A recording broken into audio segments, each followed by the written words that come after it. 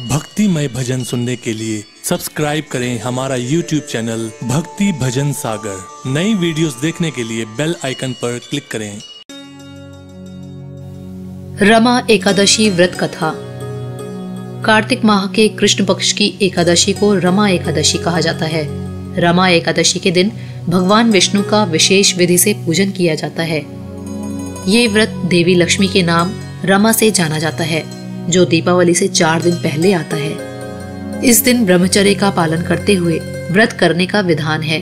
रमा एकादशी के प्रभाव से मनुष्य के सभी पाप नष्ट हो जाते हैं तथा वो मोक्ष प्राप्त करता है। रमा एकादशी व्रत कथा इस प्रकार है। एक बार भाव विभल होते हुए अर्जुन ने कहा, हे श्री कृष्ण, अब आप मुझे कार्तिक माह के कृष्ण पक्ष की एकादशी की कथा सुनाइए। इस एकादशी का क्या नाम है तथा इसमें किस देवता का पूजन किया जाता है? इस एकादशी का व्रत करने से किस फल की प्राप्ति होती है? कृपा करके ये सब विधान पूर्वक कहिए। भगवान श्री कृष्ण ने कहा, हे अर्जुन, कार्तिक माह के कृष्ण पक्ष की एकादशी का नाम रमा है। इसका व्रत करने से सभी पापों का शमन हो जाता है। इसकी कथा इस प्रकार है, ध्यान पूर्वक सुनो। पौराणिक काल में मुचकुंद नामक एक राजा राज्य करता था। इंद्र, वरुण, कुबेर, विभीषण आदि उसके मित्र थे। वो बड़ा सत्यवादी तथा विष्णु भक्त था। उसका राज्य बिल्कुल निष्कंटक था। उसकी चंद्रभागा नाम की एक कन्या थी, जिसका विवाह उसने राजा चंद्रसेन के पुत्र शोभन से कर दिया। वो राजा एकादशी का व्रत बड़े ही नियम से करता था और उसके राज्य में सभी कठोरता पूर्वक इस नियम का पालन करते थे। एक बार की बात है कि शोभन अपनी ससुराल आया हुआ था। वो कार्तिक का महीना था और उसी मास में महापुण्यदायिनी रमा एकादशी आ गई। इस दिन सभी व्रत रखते थे। चंद्रभागा ने सोचा कि मेरे पति तो बड़े कमजोर हृदय के हैं, वो एकादशी का व्रत कैसे करेंगे, जबकि पिता के यहाँ तो सभी को व्रत करने की आज्ञा है। मेरे पति राजाज्ञा मानेंगे तो बहुत कष्ट पाएंगे। चंद्रभागा को जिस बात का डर था वही हुआ।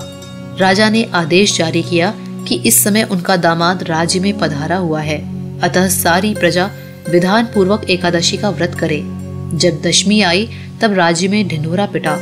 उसे सुनकर शोभन अपनी पत्नी के पास गया और बोला, हे प्रिय, तुम मुझे कुछ उपाय बताओ, क्योंकि मैं उपवास नहीं कर सकता। यदि मैं उपवास करूंगा तो अवश्य ही मर जाऊंगा। पति की बात सुनकर चंद्रभागा ने कहा, हे स्वामी, मेरे पिता के राज्य में एकादशी के दिन कोई भी भोजन नहीं कर सकता। यहाँ तक कि हाथी, घोड़ा, ऊंट, पशु आदि भी तृण, अन्न, जल आदि ग्रहण नहीं करते। फिर भला मनुष्य कैसे भोजन कर सकता है? यदि आप उपवास नहीं कर सकते तो किसी दूसरे स्थान पर चले जाइए, क्योंकि यदि आप यहाँ रहेंगे तो आपको व्रत तो अवश्य ही करना पड़ेगा। पत्नी की बात सुनकर शोभन ने कहा, हे प्रिय, तुम्हारी राय उचित है, परंतु मैं व्रत करने के डर से किसी दूसरे स्थान पर नहीं जाऊंगा। अब मैं व्रत अवश्य ही करूंगा, परिणाम चाहे कुछ भी क्यों ना हो। भाग्य में लिखे को भला कौन टाल सकता है। सभी के साथ शोभन ने भी एकादशी का व्रत किया और भूख और प्यास से अत्यंत व्याकुल होने लगा। सूर्य नारायण भी अस्त हो गए और जागरण के लिए रात्रि भी आ गई। वो रात शोभन को असहनीय दुख देने वाली थी। दूसरे दिन सूर्योदय होने से पूर्व ही भूख प्यास के कारण शोभन के प्राण पखेरु उड़ गए। राजा ने शोभन के मृत शरीर को जल प्रवाह करा दिया और अपनी पुत्री को आज्ञा दी कि वो सती न हो और भगवान विष्णु की कृपा पर भरोसा रखे। चंद्रभागा अपने पिता की आज्ञा अनुसार सती नहीं हुई। वो अपने पिता के घर रहकर एकादशी का व्रत करने लगी। उधर रमा एकादशी के प्रभाव से शोभन को जल से निकाल लिया गया और भगवान विष्णु की कृपा से उसे मंदराचल पर्वत पर धन धान्य से परिपूर्ण तथा शत्रु रहित देवपुर नाम का एक उत्तम नगर प्राप्त हुआ। उसे वहां का राजा बना दिया गया। उसके महल में रत्न तथा स्वर्ण के खंभे लगे हुए थे। राजा शोभन स्वर्ण तथा मणियों के सिंहासन पर सुंदर वस्त्र तथा आभूषण धारण किए बैठा था। गंधर्व तथा अप्सराएं नृत्य करके उसकी स्तुति कर रहे थे। उस समय राजा शोभन मानो दूसरा इंद्र प्रतीत हो रहा था। उन्हीं दिनों मुचकुंद नगर में रहने वाला सोम शर्मा नाम का एक ब्राह्मण तीर्थ यात्रा के लिए निकला। घूमते घूमते वो शोभन के राज्य में जा पहुंचा और उसको देखा।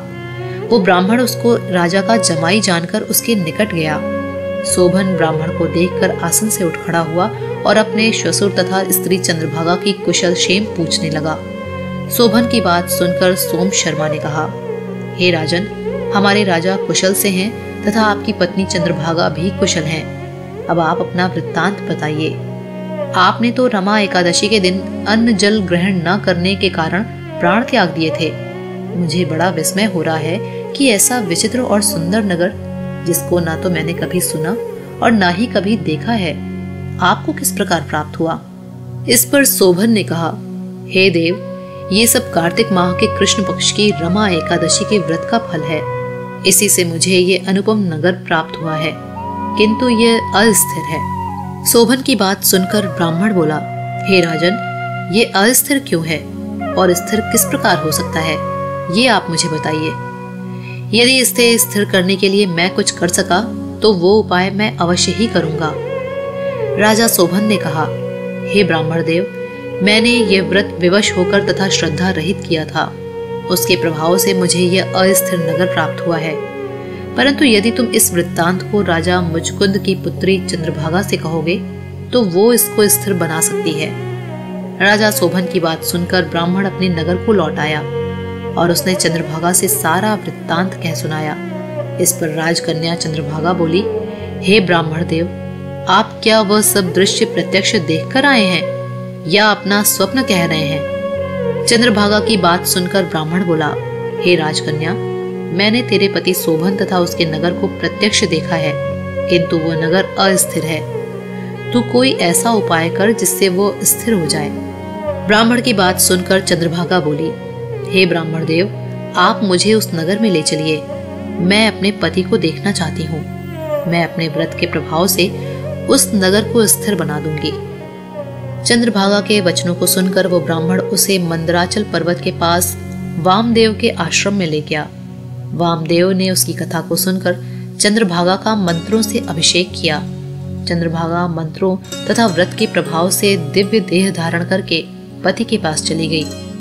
शोभन ने अपनी पत्नी चंद्रभागा को देखकर उसे प्रसन्नता पूर्वक आसन पर अपने पास बिठा लिया। चंद्रभागा ने कहा, हे स्वामी, अब आप मेरे पुण्य को सुनिए।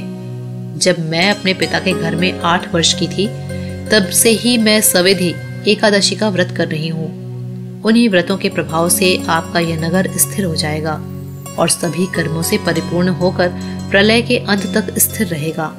चंद्रभागा दिव्य स्वरूप धारण करके तथा दिव्य वस्त्रालंकारों से सजकर अपने पति के साथ सुख पूर्वक रहने लगी। हे अर्जुन, ये मैंने रमा एकादशी का महात्म्य कहा है। जो मनुष्य रमा एकादशी के व्रत को करते हैं उनके सभी पाप नष्ट हो जाते हैं। जो मनुष्य रमा एकादशी का महात्म्य सुनते हैं वो अंत समय में विष्णु लोक को जाते हैं। रमा एकादशी व्रत की विधि। रमा एकादशी व्रत की विधि इस प्रकार है। एकादशी व्रत के नियमों का पालन व्रत के एक दिन पहले यानी दशमी के दिन से ही शुरू हो जाता है। रमा एकादशी को दिन में स्नान आदि से निवृत्त होकर व्रत संकल्प करना चाहिए। एकादशी व्रत के दिन भगवान विष्णु की पूजा करनी चाहिए। इसके बाद भगवान विष्णु का धूप, पंचामृत, तुलसी के पत्तों, दीप, नैवेद्य, फूल, फल आदि से पूजा करने का विधान है। रमा एकादशी व्रत वाली रात को भगवान का भजन, कीर्तन या जागरण करना चाहिए। पद्म पुराण के अनुसार व्रत के अगले दिन यानी द्वादशी के दिन भगवान का पूजन कर ब्राह्मणों को भोजन और दान देने का विधान बताया गया है। अंत में भोजन ग्रहण कर व्रत खोलना चाहिए। पद्म पुराण के अनुसार रमा एकादशी व्रत कामधेनु और चिंतामणि के समान फल देता है। इसे करने से व्रती अपने सभी पापों का नाश करते हुए भगवान विष्णु का धाम प्राप्त करता है। मृत्यु के बाद उसे मोक्ष की प्राप्ति होती है। इसके अलावा रमा एकादशी व्रत के प्रभाव से धन धान्य की कमी दूर होती है।